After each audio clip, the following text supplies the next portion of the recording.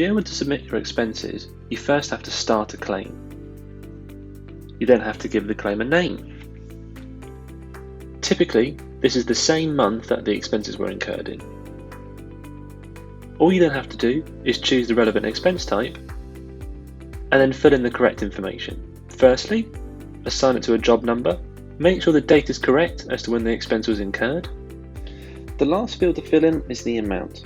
I can't remember it, so I'm going to attach a receipt first to double check it before I fill in that field. To be able to do that, all I have to do is go down to the bottom of the screen and click Attach Receipt.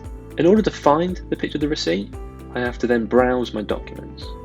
Find the correct receipt, select Open, and then simply click Attach. I can then view the receipt image, confirm the amount, and then fill in the field. And then after I've reconciled everything, all I then have to do is click Save.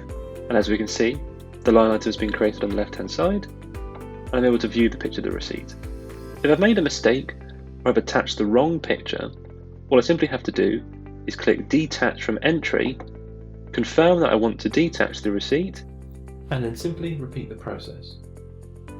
As we can see here, a warning's been triggered because there's no receipt attached.